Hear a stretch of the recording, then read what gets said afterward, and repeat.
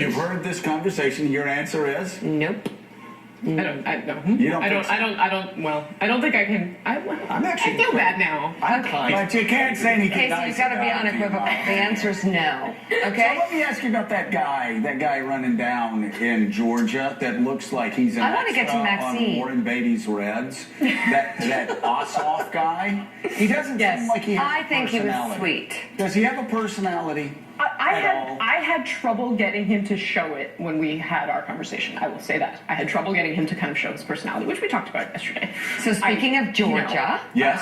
What about Georgia? joining us now from Atlanta, Atlanta. Democratic Congresswoman Maxine Waters of California. Maxine, oh my gosh. Maxine. I guess Maxine. We're so excited to have you on this You let morning. me down so terribly, Maxine. I went to Donald Trump's speech, and I was sitting next to Elijah, and I kept looking. I go, "Where's Maxine? Where's Maxine?" Where was Maxine? And Elijah said, "Well, Maxine thought that it might be best if she just stay home tonight." I'll see you next time. That's true. How I you missed doing? you. They told me you asked about me. How you doing, Mika? How you Okay. doing, Joe? Okay. No, I wasn't at the inauguration speech, and I've not been at any of the ceremonial activities with this president. Yeah, and the reason why it wasn't a sign of disrespect, from what I heard, you said that you wanted to be respectful and that you might get a little emotional and might shout something out. No. It's not that. It's just that I don't honor him. I don't respect this president. I don't think that he deserves to be president of this great country. I am very concerned about him, and I really think he's dangerous. And Joe, I don't know if you've seen the 6-part series that the LA Times wrote about him. It is scathing. I've never seen editorials like this before in my life. And so, we continue to talk about him as if this is normal. Mika, this is abnormal, what we're experiencing with this president. And I have taken him on, as you know, and the millennials have joined me. And so I continue to talk about his ties to Russia and what I think all of that means. And as you know, I've continued to talk about, I believe, that if we have the credible investigations, that it will lead to his impeachment.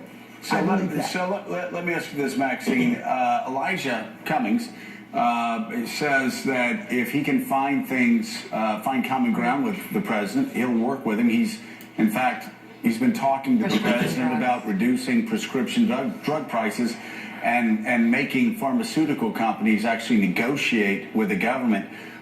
Would you be willing, if you found common ground with the president on issues like that, to work with him? Well, I don't know how you find common ground with someone you absolutely do not trust. I started to watch him very closely during the campaign season, and when he mimicked and mocked a disabled journalist, I had never seen anything like that before. I thought it was the most outrageous thing for someone running for the president of the United States of America, a mature, grown man, to do that. And of course, when we heard about how he talked about women, grabbing them by their private parts, etc., and the way that he simply makes allegations and charges. For example, he said China was currency manipulators, and then the next day or so, he decided after meeting with President Xi, oh no, they're not currency manipulators. He does that from time to time. He goes on and on with challenging, charging, and then when he changes his mind, then it's not true anymore. Right. I don't trust him. I don't think I can work with him. As a matter of fact, I'm so worried about what his connections are with Putin and the Kremlin and those oligarchs in Russia.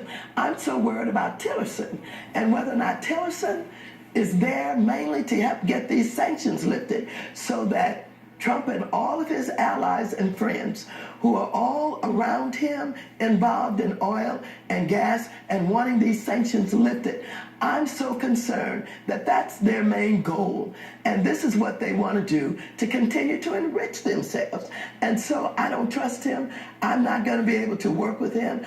I'm going to really press getting these investigations done to find out who he really is and what this is all about. If we're able to connect the dots, if we're able to absolutely get the facts that show that there was collusion with his campaign and with this president and Russia, then he deserves to be impeached. And I think a lot of people who are standing with him will have to move away from it. Maxine, are there other members of Congress who are taking such a hard line like you? Well, I want you to know that most members of Congress are not involved in the investigations and, doing their own research and following up on leads. I am. We hope that the intelligence committees will do that, but I don't really have any faith in the House Intelligence Committee because Nunes, as you know, has just discredited himself in the way that he's handled himself. And even though he's talking about recusal, he's still going to be sitting on that committee. I have more faith in the Senate committee because I think John McCain and Lindsey Graham really have, to repay him for the way that they were treated during the campaign. John McCain was dismissed as not being credible, talked about, the president said he didn't even like prisoners of war. Well, John McCain is an icon. He's someone that's highly respected. And I disagree with him on a lot of issues, but I really respect the fact that he was a prisoner of war who suffered, under, 7 years or so. Casey, and so I don't think he's forgotten how he was treated. Congresswoman Casey Hunt, you say you don't want to work with the president at all.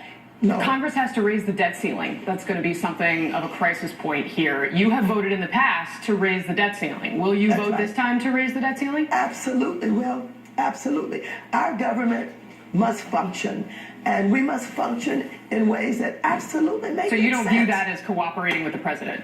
No, I don't. I see that as a consistent way by which I support our government and the work that we have to do. Congressman Donnie Deutsch, and I've always been a fan of yours, and nobody's been more outspoken than Trump than I am, but I just want to push back a little bit as somebody who kind of worries about the Democratic Party.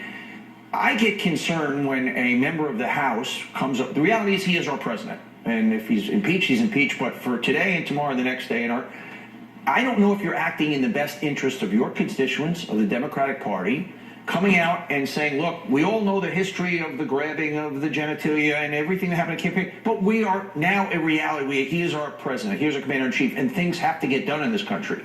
And to me, I don't want to hear a member of my party just say, there's no way I'm working with him on anything. I don't think that's good for the party, and I don't think that's good for the country, and I just don't think that's living in reality. Well, of course, maybe you are not as offended as some of us are. I'm very offended, but there's a reality. He's our president. No, but the reality is, there are those of you who keep talking about he's going to pivot and he's going to become presidential. When is that going to happen? Just the other day with Bill O'Reilly, he stood up for him. When Bill O'Reilly had been shown to have made settlements of over $13 million. You're right about all these things, but he's sitting in that office, and you are a member of Congress that has to work, whether it's voting against or whatever it is, but just to deny he's our president and I'm not doing any business with him, I don't think is in the best interest of your constituents. Well, I do think it's in the best interest of my constituents. I think he's dangerous. I think he's not a credible leader of this country. I think he's treated our allies badly. I think others from across the sea, across the waters, are looking at us and saying, what's wrong with us? With the man who treats his allies this badly, with the man who changes his mind from day to day, with the man who often does not know what he's talking about. He cannot be trusted, and even though you may think it's not in the best interest of my constituents, I think it's in the best interest of my constituents to get rid of him.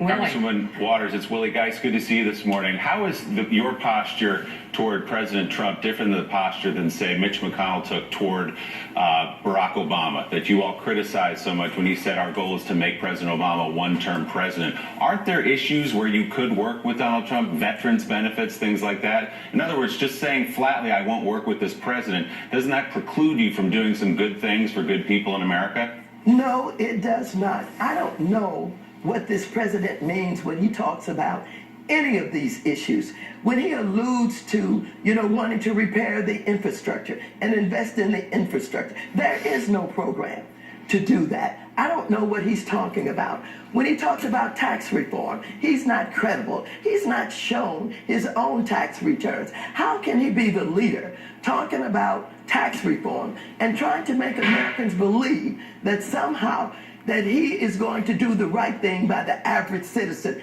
Here's a man that many of us don't believe have actually paid his taxes.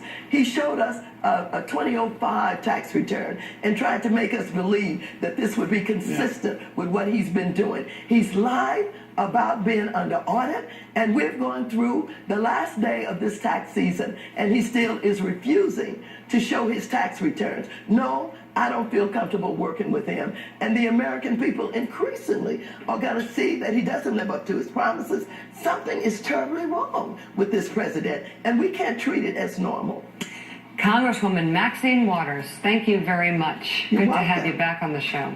Thank you. And just ahead, we're going to speak live with the aforementioned Elijah Cummings, and we'll have more on the battle inside.